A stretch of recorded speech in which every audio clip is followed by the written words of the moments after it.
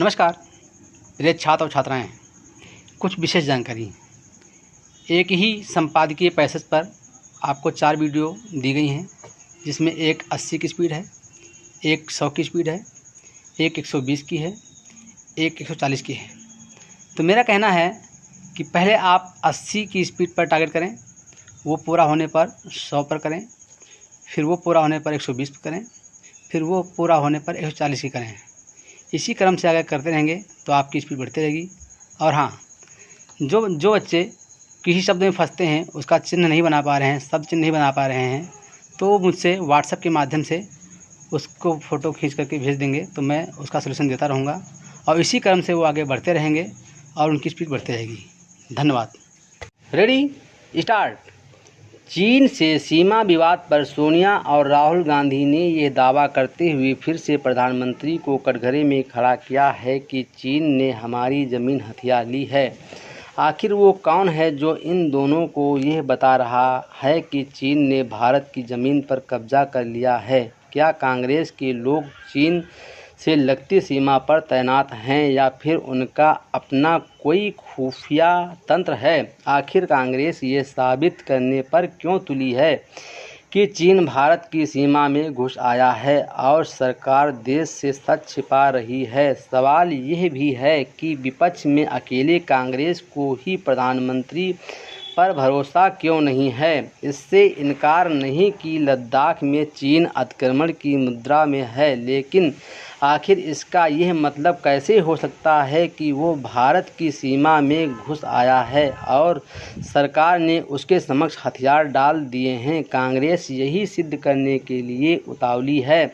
इस उतावलेपन में वो इसकी भी परवाह नहीं कर रही कि उसका रुख सेना को असहज करने वाला है। क्या कांग्रेस को इतना भी नहीं पता कि इस समय उसे ऐसा कुछ नहीं करना चाहिए जिससे देश को भूले से भी यह लगे कि हमारी सेना सीमाओं की रक्षा करने में समर्थ नहीं? लगता है कांग्रेस ने अपनी इन पुरानी और आत्मघाती भूलों से कोई सबक नहीं सीखा जो उसने सर्जिकल स्ट्राइक और एयर स्ट्राइक के समय की थी। राहुल गांधी तो ठीक उसी मुद्रा में दिख रहे हैं जैसे उन्होंने राफेल सौदे को तूल देते समय अपना ली थी। जैसे उस समय उन्होंने ये मनगढ़ंत खोज की थी कि इस सौदे में दलाली का लेन देन हुआ है और प्रधानमंत्री ने खुद देश का पैसा कुछ उद्योगपतियों की जेब में डाला है। वैसे ही इस वक्त वो साबित करने पर आमादा हैं कि चीन ने भारत में घुसपैठ कर ली है और ये कथित सच्चाई केवल उन्हें ही पता है। हैरत नहीं कि राहुल गांधी के ऐसे बेढब रुख रवैये से खुद उनके ही दल के नेता सहमति नहीं। यह समझ आता है कि चुनावी लाभ की खातिर राहुल गांधी ने राफेल सौदे पर झूठ का सहारा लेने के लिए साथ ही अभद्र राजनीति का परिचय दिया। लेकिन आखिर इस वक्त वो क्या हासिल करना चाह रहे हैं? क्या उनके अनाप शनाप बयानों से देश की जनता उनकी मुरीद हो जाएगी या फिर वो इस मुगालते में हैं कि इससे चीन और पाकिस्तान के मामले में कांग्रेस नेतृत्व की देशघाती भूलों का लोग विस्मृत कर बैठेंगे? अच्छा हो कि कोई उन्हें ये समझाए कि ऐसा नहीं होने वाला।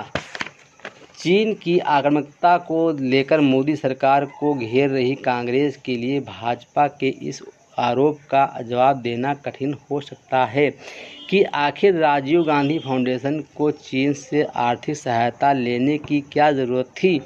ये महज राजीव गांधी के नाम पर बना फाउंडेशन नहीं है। ये वो फाउंडेशन है जिसकी मुखिया कांग्रेस की अध्यक्ष सोनिया गांधी है और जिसके बोर्ड में पूर्व प्रधानमंत्री मनमोहन सिंह और अन्य अनेक कांग्रेसी नेता शामिल हैं।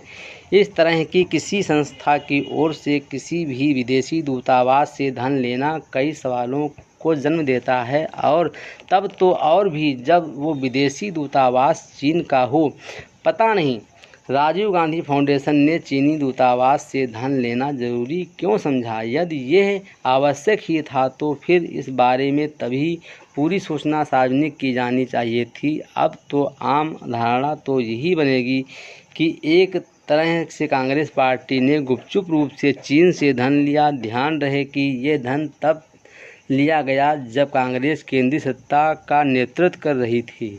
इस बारे में कांग्रेस अपनी सफाई में बहुत कुछ कह सकती है, लेकिन उससे संतुष्ट होना कठिन है।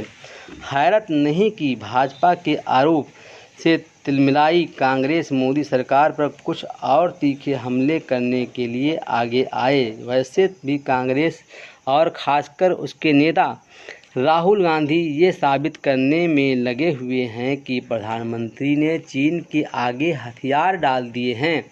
वो ये भी सिद्ध करने में तुले हैं कि चीन ने भारत की ज़मीन हथिया ली है। इस बारे में वो ना तो प्रधानमंत्री के बयान को महत्व देने के लिए तैयार हैं और ना ही उनके स्पष्टीकरण को।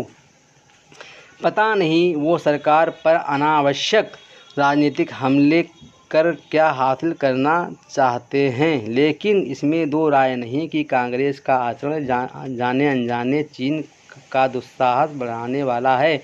एक ऐसे समय जब देश चीन की खतरनाक आक्रामकता से दो चार है, तब ज़रूरत है इस बात की है कि राजनीतिक एकजुटता का प्रदर्शन किया जाए, ताकि दुनिया को ये संदेश जाए कि भारत चीनी सत्ता की गुंडागर्दी के समक्ष एकजुट है। संकट के समय राजनीतिक कलह ठीक नहीं, कम से कम कांग्रेस सरीखे सबसे पुराने राजनीतिक दल को तो राजनीतिक प्रवक्ता दिखानी ही चाहिए। यह हैरत की बात है कि अन्य दल गंभीरता का परिचय दे रहे हैं, लेकिन कांग्रेस ऐसा करने से इनकार कर रही है।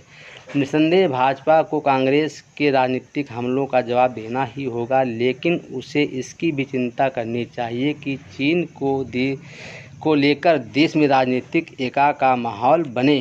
Full stop.